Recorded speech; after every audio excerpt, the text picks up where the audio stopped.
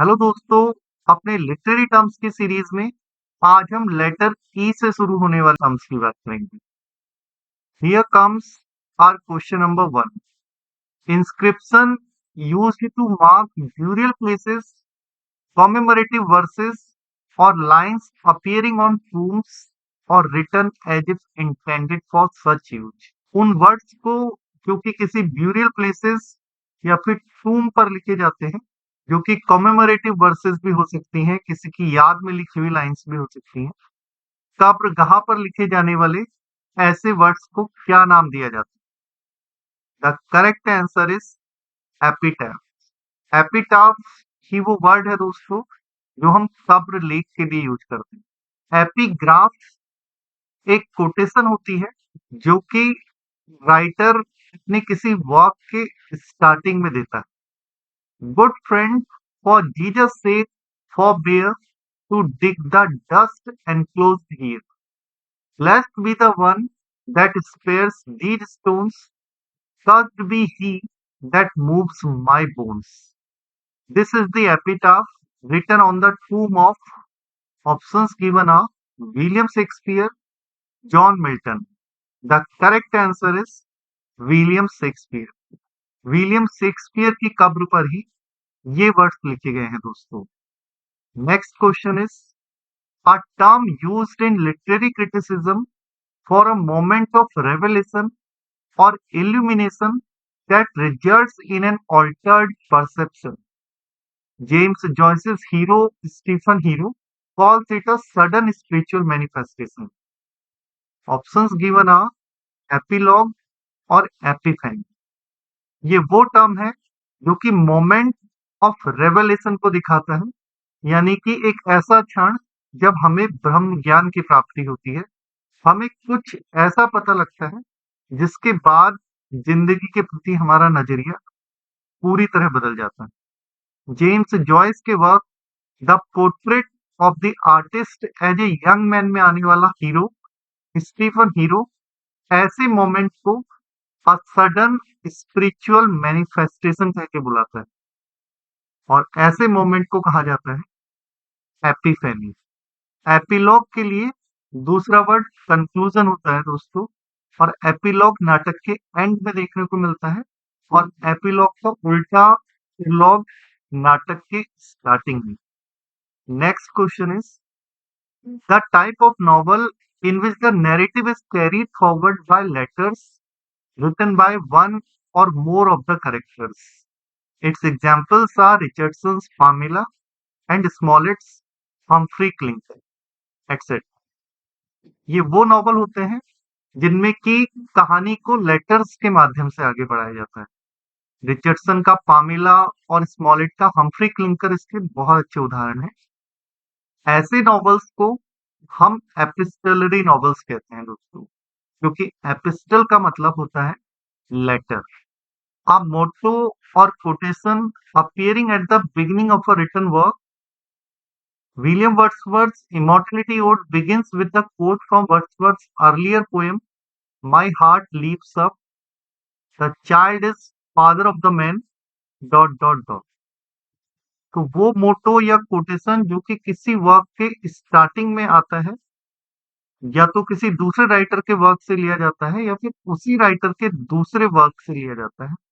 इसका एग्जाम्पल है William Wordsworth की इमॉर्टलिटी ओड के शुरू में आने वाली 3 लाइन्स, जो कि उनकी दूसरी poem my heart leaves up से ली गई है। और इस कोटेशन की शुरुआत होती है the child is father of the man से। तो वो कोटेशन जो कि किसी वर्क के स्टार्टिंग में आती है उसे हम एपिग्राफ कहते हैं दोस्तों।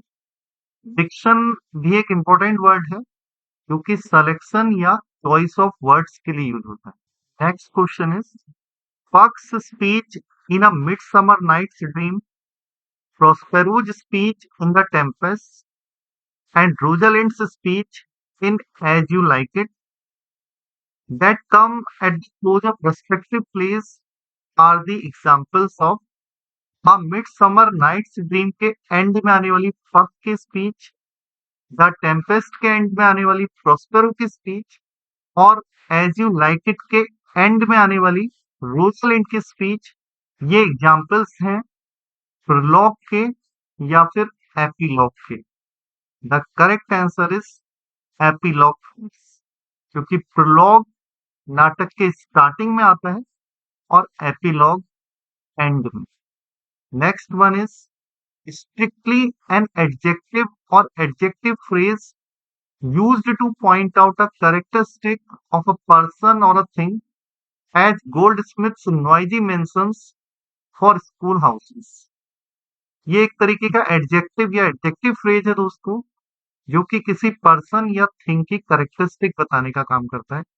जैसे कि गोल्ड स्मिथ ने स्कूल हाउसेस के लिए नॉइजी मेंशंस का प्रयोग किया है। इस तरीके के एडजेक्टिव या एडजेक्टिव फ्रेज को हम एपिथेट कहते हैं दोस्तों। एपिथैलामियन तो एक सॉन्ग होता है जो कि मैरिज को सेलिब्रेट करने के लिए गाया। So epithalamion is a kind of bridal song and epithet is an adjective और adjective phrase friends. Epithalamion and prothalamion are the famous works of epithalamion, जो कि राइटर ने अपनी मैरिज को सेलिब्रेट करने के लिए गाया था, और प्रोथैलामियन दूसरों के मैरिज को सेलिब्रेट करने के लिए। ये दोनों वर्क्स एडमंड स्पेंसर के द्वारा लिखे गए हैं दोस्तों। Next one is epigram is a pointed pithy saying who is the writer of the epigram studies serve for delight, for ornament and for ability। Options are Sir Francis Bacon or Charles Lamb। The correct answer is Sir Francis Bacon friends। Sir Francis Bacon के ऐसे of studies की ये opening line है दोस्तों, और bacon को father of English essays और Charles lamb को प्रिंस एमंग इंग्लिश एसेज के नाम से जाना जाता है दोस्तों। Next question is a period covering most of the 18th century which was regarded as a time characterized by a spirit of rationalism and skepticism। इस period को किस नाम से जाना जाता है? 18th सेंचुरी में आने वाला वो पीरियड जो कि रीजन और सेप्टिसिज्म अर्थात तर्क और संदेह की बात करता था, उस पीरियड को पीरियड ऑफ एनलाइटनमेंट कहा जाता है दोस्तों। Enjambment is a kind of roll on lines. जब एक लाइन में मीनिंग खत्म नहीं होता, अगली लाइन तक मीनिंग जाता है, तो उसे हम रोल ऑन लाइंस या एंजेममेंट कहते हैं दोस्तों। Next one is a line of verse in which both the grammatical structure and the sense reach completion at the end of a line। जब एक ही लाइन में हमारा मीनिंग भी कंप्लीट हो जाता है, ग्रामेटिकल स्ट्रक्चर भी, तो वो एक एंड स्टॉप्ड लाइन हो जाती है दोस्तों। क्योंकि दूसरी लाइन तक हमें नहीं जाना पड़ा, इसलिए वो रन ऑन लाइन नहीं, एंड स्टॉप्ड लाइन होती है। और रन ऑन लाइन का ही दूसरा नाम है एंजेममेंट। Next one is in philosophy, the practice of drawing rules from experience is called। Options given are empiricism or ellipsis। The correct answer is empiricism friends। empiricism के अंदर ही हम एक्सपीरियंस से rules बनाने का काम करते हैं, जिसको कि इंडक्टिव मेथड कहा जाता है, और ये हमें सर फ्रांसिस बेकन की बुक एडवांसमेंट ऑफ लर्निंग में देखने को मिलता है। Ellipsis is the omission of words friends. जब हम जानबूझ के वर्ड्स को छोड़ते हुए आगे बढ़ते हैं, तो वहां एलिप्सिस होता है। Next one, the doctrine that exhibits a mood और spirit of surrender to the search for pleasure, especially such sensuous pleasure as eating and drinking. वो सिद्धांत जो ये कहता है कि हमें बस जिंदगी में एंजॉय करना चाहिए, खाते और पीते रहना चाहिए, इस तरीके के सेंसुअस प्लेजर को देने वाला डॉक्ट्रिन है एपिक्यूरियन फ्रेंड्स। एर्जेहंग्स रोमन एक तरीके का रोमन यानी कि नॉवल है, जो कि हीरो की ब्रिंगिंग अप को शो करता है। ये काफी कुछ बिल्डंग्स रोमन से मिलता जुलता है, क्योंकि फॉर्मेशन नॉवेल्स होती।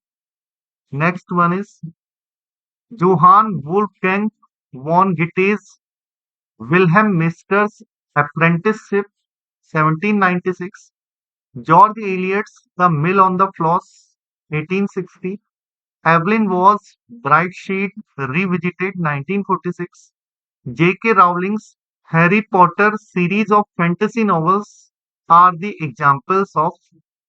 The correct answer is R.J. हंस रोमन, क्योंकि इनमें जो मेन कैरेक्टर्स हैं उनके फॉर्मेटिव ईयर्स के साथ साथ उनकी एजुकेशन के बारे में भी बताया जा रहा है। Next one is epic is a long narrative poem presenting heroic characters who take part in a series of adventures, usually over an extended period of time.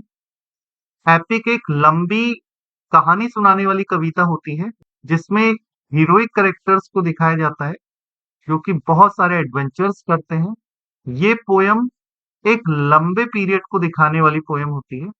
इसी तरीके के एपिक्स होमर ने लिखे हैं, जैसे दी इलियाड, दी ओडेसी, और Anglo Saxon में भी एक एनोनिमस एपिक लिखा गया जिसे कि first epic of English literature कहा जाता है, बियोवुल्फ। ये तीनों एपिक्स किस तरीके के एपिक्स के एग्जाम्पल हैं? ऑप्शंस आर फोक एपिक और art epic. The correct answer is folk epic friends. Virgil's Aeneid, Dante's Divine Comedy, Spenser's The Fairy Queen, and Milton's Paradise Lost are the examples of which kind of epic? ये चारों art epic हैं दोस्तों। Virgil का लिखा हुआ एनीड, दांते divine comedy, Spencer फेरी queen और Milton का लिखा हुआ फेमस पैराडाइज लॉस्ट, इन्हें आर्ट एपिक कहा जाता है दोस्तों। Next is the study of the origin and history of words is called.